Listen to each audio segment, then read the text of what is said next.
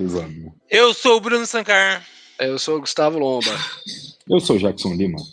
Está começando agora mais um Pato Escada e você que tem uma quedinha por nós, não deixa de seguir o Pato Escada, de curtir o vídeo, de comentar aí no vídeo que você está assistindo e de ir lá no Spotify para nos acompanhar, porque nosso programa tá toda semana no ar aí, e esse barulho infernal que tá no fundo, a gente vai jogar uma criança da escada também. Vai lá, Gustavo Lomba. Bom, importante a gente ressaltar que o filme de hoje, que esteve presente no Oscar, mas veio só para passear, porque caiu em todas as categorias, é um filme muito interessante chamado Anatomia de uma Queda, que vai trazer o que pra gente? A história sobre um casal com um filho com cegueira, e aqui é muito importante a gente ressaltar uma questão, né? Que nem toda cegueira ela é definitiva. Você pode definir os níveis de cegueira de acordo com o percentual de visão que a pessoa perde por conta do efeito. No filme é até mencionado uma espécie de acidente que teria causado isso, mas é legal ressaltar que a criança ela tem algum percentual muito pequeno da sua visão. Então, se ele traz algo muito para perto de si, ele consegue enxergar. Mas para todos os efeitos, ele precisa de identificações em braille no decorrer da casa, né? E todas as tratativas de acessibilidade que a gente bem conhece para pessoas com esse tipo de condição. Mas enfim, essa família muito bem estruturada, composta por um marido e esposa, um filho e um cachorro, muito importante para a trama, inclusive, tem a sua vida revirada depois que, numa visita um pouco estranha de uma mulher para fazer uma entrevista com a dona da casa, né, que seria a esposa, após a sua visita, numa modificação do destino ali, num arranjar do destino muito improvável, o marido cai do último andar da casa e morre. Como haviam pouquíssimas pessoas na casa, na verdade só havia ela é tida como a primeira e principal suspeita do ocorrido. E desde aí, uma tempestade muito insana começa a trazer a narrativa de suicídio versus assassinato para lá e para cá, e a gente fica querendo saber, ela fez ou não fez? E com essa pergunta no ar, eu passo a palavra para Jackson Lima, considerações desse filme. O filme é muito bom, fala assim, é muito bom, mas ele não é incrível como todo mundo estava me falando, então, né, vamos com calma. É muito legal, vale super a pena assistir. A próxima grande obra-prima do cinema? Pouco provável. Mas assim, bem legal, bem legal. Eu acho que o enredo, né, principalmente a treta, né, quando mostram a treta do casal ali, você que já foi casado, provavelmente identifica algum momento ali que você não conseguiu lidar com a situação de uma maneira saudável. E eu acho que é isso que a galera coloca como o grande soco na barriga do filme, né? Relacionamentos são difíceis. E, enfim, acho que eles conseguiram retratar de uma forma muito genuína um momento íntimo de casal ali que as coisas não estão dando certo e que as pessoas estão claramente não se entendendo, né? É interessante como a atriz, né, coloca no filme ali que de vez em quando você luta junto, de vez em quando você luta sozinho, de vez em quando vocês, né, estão simplesmente separados.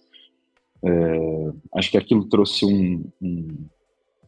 uma camada a mais né, não só de dramaturgia, mas tipo de compreensão do filme que é muito interessante. Isso talvez tenha me chamado mais atenção.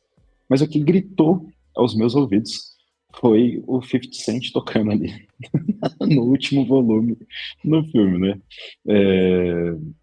Para quem não sabe qual que é a música, né? É aquela Pimp, né? Do 50 Cent, que é daquele álbum Get Rich or Die Trying, que é parte do que o escritor que acaba morrendo, né, tá passando também. Tipo, faz bastante sentido aquela ser a trilha sonora ali pro negócio, tá ligado?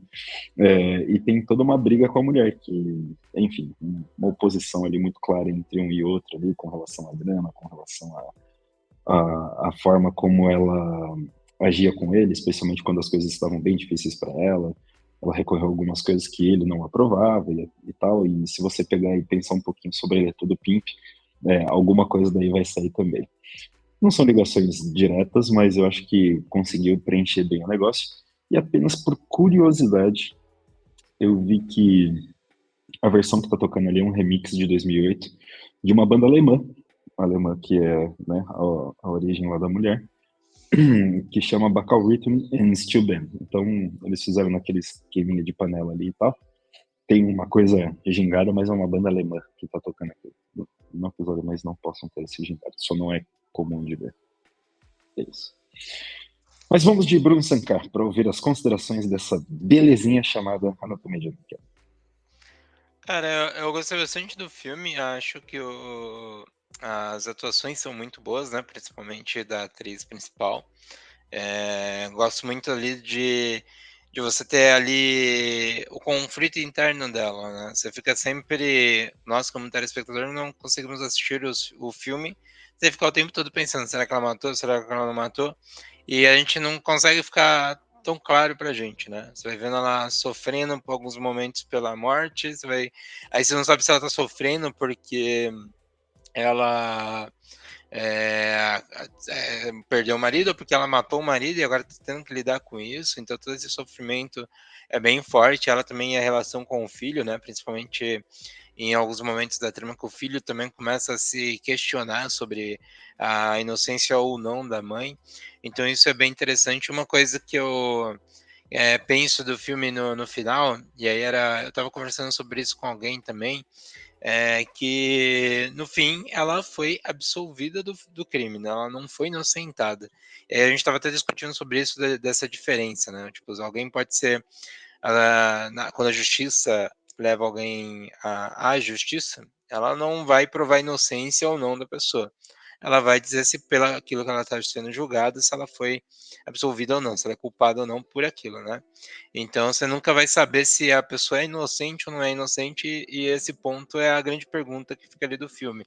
E depois eu também fiquei também pensando muito se o personagem se matou ou não se matou, né? Tipo, será que ele se mataria? Porque a gente pensa pouco no personagem do homem e mais na personagem da mulher que tá ali sendo a protagonista do filme e o foco, né? E aí até o filme nos apresenta algumas outras visões dele, mas muito pela visão da defesa que estava ali julgando e trazendo todo o argumento de que ele tinha depressão, que ele tinha coisas mal resolvidas e que ele poderia ter cometido suicídio, né? Que é um dos argumentos que eles usam ali na defesa da protagonista.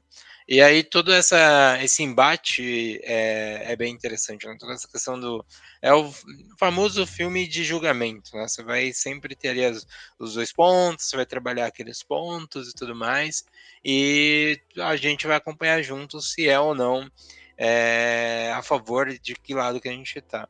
Acho que uma das cenas mais interessantes da do tribunal, eu gosto bastante de quando eles colocam o áudio de uma das gravações ali aquele que morreu deveria ter gravou ali para o livro dele e tudo mais.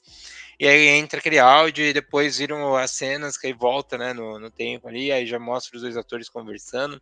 E é uma cena até que a diretora do filme ali falou que era em resposta ao diálogo de um outro filme que foi A História de um Casamento, que é um filme com meu Deus do céu, sumiu o nome Adam da minha Driver. cabeça, Andrew Driver e a Scarlett Johansson, onde eles formam um casal que eles estão se separando, e aí tem um monólogo ali, né? Tem um diálogo entre os dois, mas mais um monólogo ali do Adam Driver, quando ele tá atacando verbalmente, no caso, né? O personagem da Scarlett Johansson, que ele fala várias coisas para ela, e aí esse diálogo dela seria essa réplica, né? Ao diálogo do Adam Driver lá nesse filme, A História de um Casamento.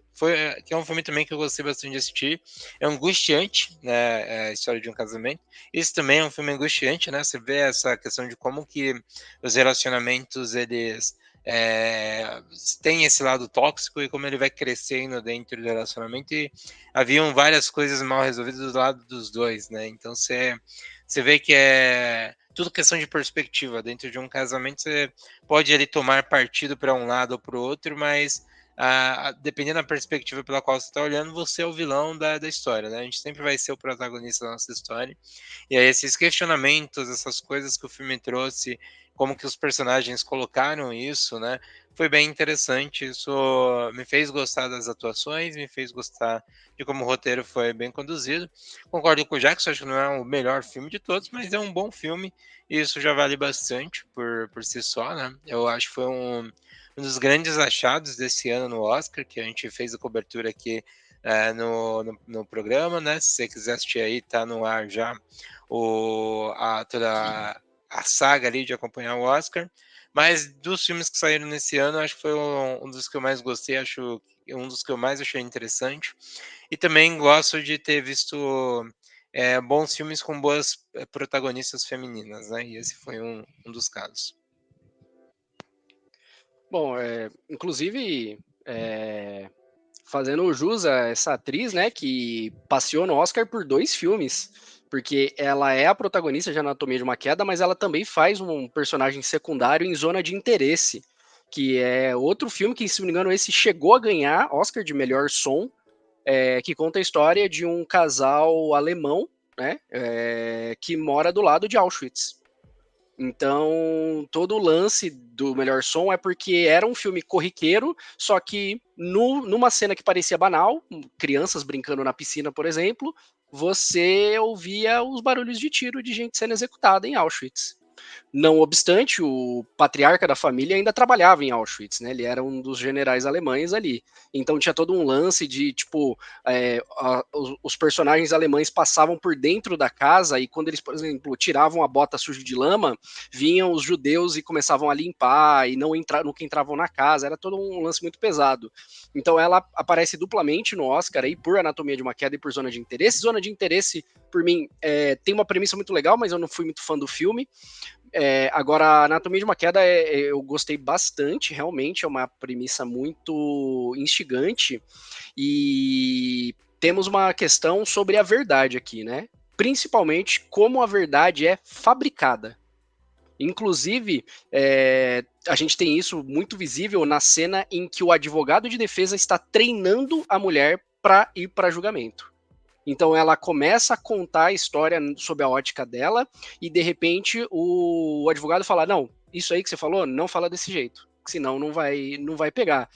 Inclusive nessa cena ela até se exalta, ela fala: "Pô, mas foi assim que aconteceu, assim que eu vejo". E o advogado de defesa simplesmente fala: "Tá, mas isso não vai colar". Então, o filme ele trata muito essa questão de tipo uma palavra que foi bastante esgotada no Brasil durante os últimos anos, que é tipo narrativas. A questão é como você vai produzir a narrativa e como essa narrativa vai pegar no júri, vai pegar em quem vai analisar você. Então, nesse ponto, faz a gente questionar se a verdade não é tão subjetiva a ponto de se tornar irrelevante. E isso casa muito com o que o Bruno falou sobre, tipo, beleza, a gente fica no fez, não fez, fez, não fez, o filme termina e você, tipo, tá, ela foi inocentada, mas fez ou não fez, sabe? Parece que a absolvição no júri não fecha a história, ela fica com essa lacuna e o filme prolonga um pouco com depois uma cena depois do julgamento, você fala, não, a qualquer momento ela vai admitir que fez, ou ela vai admitir que não fez, ou alguém vai admitir que fez, e nada acontece, você fica, pô, mano, então é isso, eu vou comprar a versão que fabricaram na defesa e vou para casa com isso? E é isso, a verdade como elemento subjetivo. Inclusive, eu acho muito interessante como boa parte dos elementos parte sob a ótica do menino, que eu acho que funciona com uma metáfora muito bem, alguém que não consegue enxergar direito, sabe? Então, eu não consigo enxergar o panorama direito, eu só consigo enxergar algo que está muito perto de mim, e isso influencia diretamente em quem ele traz para perto da sua visão. Você pode perceber que no começo do filme a gente vê que ele era um rapaz muito apegado ao pai, né? Minto, muito apegado à mãe. Ele até ele sente falta do pai, mas a mãe tem um papel muito importante. Só que a narrativa vai sendo fabricada de tal maneira, vai sendo desenrolada de tal maneira que ele começa a desconfiar da própria mãe ao ponto de ter situações do tipo, o menino vai depor, só que no fim de semana que ele vai descansar na casa dele, ele pede para assistente jurídica para não deixar a mãe dele na casa.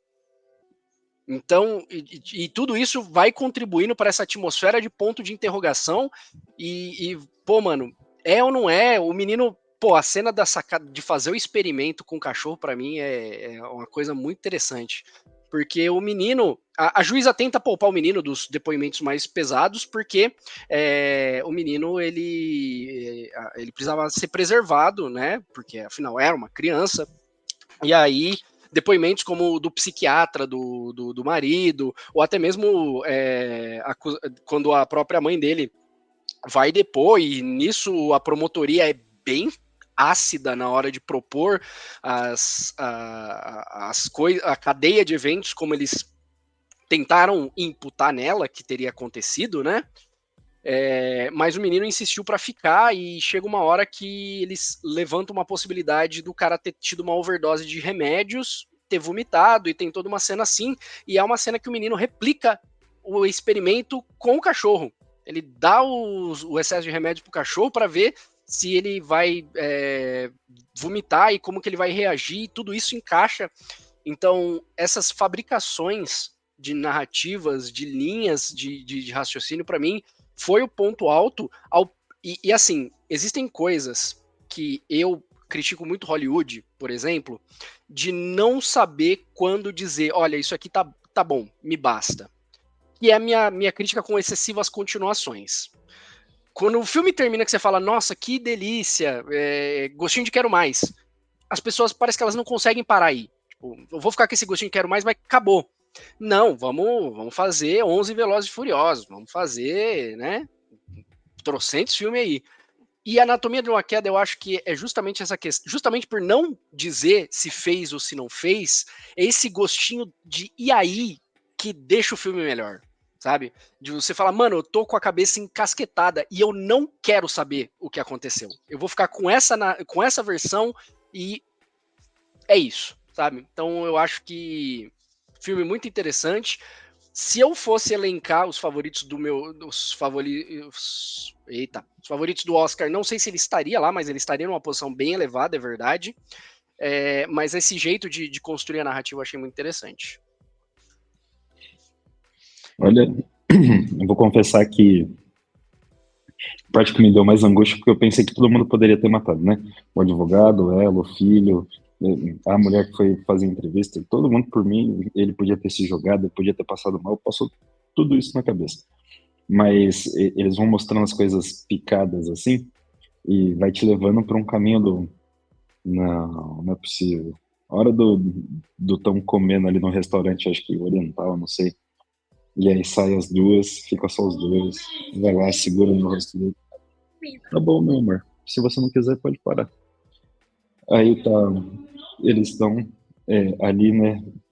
Ela pega no rosto dele assim, Don't do it. Jackson teve a mesma impressão que eu. Parecia que ela ia Mano, falar, aí, eu fiz. ou que o moleque, enfim, em vários momentos eu achei que, né, Não, o moleque em si ia eu confessar. acho que não, mas eu acho que ela ali, né, nesse momento me deu muito essa impressão de que ela ia confessar que ela matou, né? Tipo, você vê ela e aí depois vai pra tristeza e tudo mais, mas também ao mesmo tempo a quem discordar dessa visão, né, pode falar, ela tava só triste por causa de tudo que ela passou. Acho que o que eu mais gostei ali foi o grande momento de falar, tá, eu ganhei, mas não parece que eu ganhei alguma coisa, sabe? Tipo, a única coisa, eu não vou ganhar um prêmio, eu só vou continuar livre, sabe? Tipo, eu não me sinto que ganhei alguma coisa. Eu acho bem interessante essa ideia que passou ali do filme, né? Mas é Inclusive, isso. É a gente olhar inclusive, todas as provas e pensar se. E aí, ela sim, matou ou não matou? a gente fazer o que todo mundo no júri fez. A gente vai construir a nossa narrativa e é isso. É o que a gente tem. E É. ela continua morando na cidade do marido que todo mundo já olhava torto pra ela. E agora com a exposição da mídia, game over, né? Eu acho que isso é um ponto foda do filme, cara. Tipo, não Exatamente. só ela não ganhou, como ela perdeu bastante coisa. Exato. Eu acho que uma coisa também que é bem interessante é como eles usam também a questão do idioma, né? Tipo, tanto deles estarem num país que fala francês, ela falando inglês, E aí ela tá falando, tá, é isso daqui vocês querem que eu fale, mas eu não falei isso daqui em francês, eu falei isso daqui em inglês. E aí é bem leve, eles passam bem de forma superficial por isso, mas é interessante o conceito ali de brincar até com o impacto do idioma, como as coisas vão fluir, como elas vão ser interpretadas, isso tudo é bem interessante também. Até a própria gravação, a própria discussão que eles estão ouvindo é em inglês, então todo mundo que tá vendo tá ouvindo em francês. Então é interessante pensar nisso porque, tá, mas se eu ver dois russos brigando, eu vou achar que conversando, eu vou achar que eles estão brigando, sabe? Porque o sotaque já vai me soar um pouco mais ríspido e tal. Passaram por cima disso ali bem leve, mas eu achei interessante. Isso me fez lembrar, inclusive, eu não sei se vocês chegaram a assistir, mas Modern Family tem uma cena que a personagem da Glória, né, que é uma personagem latina, ela é o momento que ela explode para brigar com o marido dela, e aí ela fala, meu, você sabe o que é eu ter que traduzir tudo que você me fala e depois eu ter que traduzir em tudo que eu quero te falar e de resposta? Sabe? Então, tipo, apresentando de novo essa questão da barreira de língua. Porque às vezes ela dá no decorrer da série, ela dá umas escapadas no espanhol ali, né? E aí, quando ela tá Foi brigando maravilhoso. com ele, ele fala, meu, você sabe o que é eu ter que traduzir você, ter que me traduzir pra você me entender, pra gente poder brigar, pelo menos, que seja, né? E eu acho que essa questão da barreira de linguagem é realmente muito legal. O Bruno teve uma queda, né? Bacana. Não, Bruno, idosos confusos com tecnologia. Mas é isso, pessoal. Esse foi o episódio aí sobre Anatomia de uma Queda. Eu sou o Bruno Sankar. Eu sou o Gustavo Lomba. Eu sou o Jackson Lima. Esse foi o Patiscada. Até a próxima semana.